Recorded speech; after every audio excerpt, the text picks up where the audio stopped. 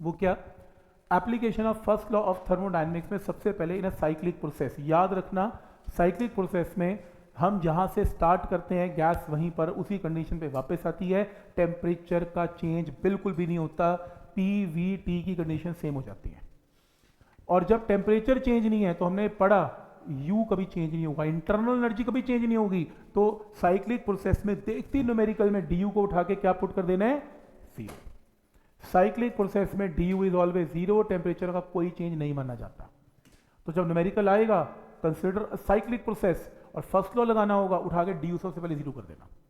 तो पहला step clear है यहां तक। और D W P D V होता है तो डी क्यू डी डब्ल्यू बराबर है, वो तो चलो अलग बात, तो याद नहीं करना है, इसे समझना ही है। जब न्यूमेरिकल आएगा साइक्लिक प्रोसेस में डी यू इज जीरो।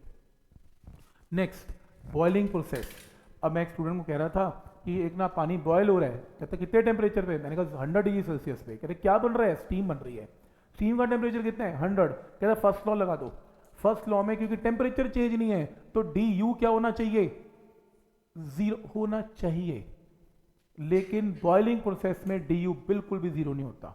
और वो तुम्हें क्वेश्चन देगा कि ये मेंस नीट और एनसीईआरटी तीनों में आता है कि बॉइलिंग प्रोसेस में फर्स्ट लॉ लगा के दिखाओ और डी यू बोलो क्या होगा।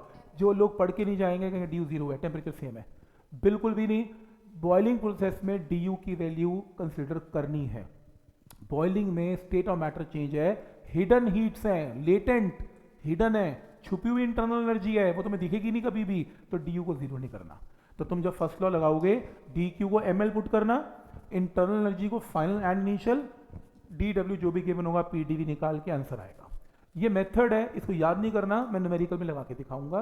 फिर तुम कहोगे और कहां कहां डी यू जीरो नहीं होता? मैं कह रहा हूं कि अगर मैं ये बोल दूं बॉइलिंग को छोड़ के कि किसी भी गैस का टेम्परेचर कांस्टेंट है, तुम आगे कुछ मत सुनना, डी यू को उठा के जीरो पुट कर देना।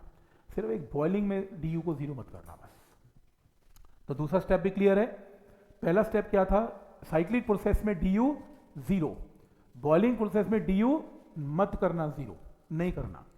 आइसोथर्मल प्रोसेस सोचने की भी जरूरत नहीं है, टेम्परेचर आइसोथर्मल का क्या होता है? कांस्टेंट, तो डी यू उठा के जीरो।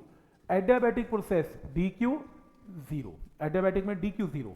आइसोकोरिक वॉल्यूम कांस्टेंट है, p D v, work done zero हो जाता है। आइसो जो वॉल्यूम ही कांस्टेंट है, पिस्टन मूव ही नहीं करेगा, वर्क डन जीरो। चलो वो तो या कर ही लेंगे, बट क्या आपको ये पॉइंट समझ में आ रहा है?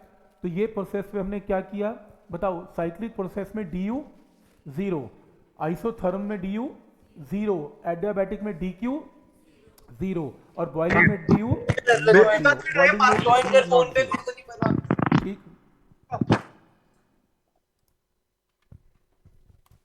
ठीक।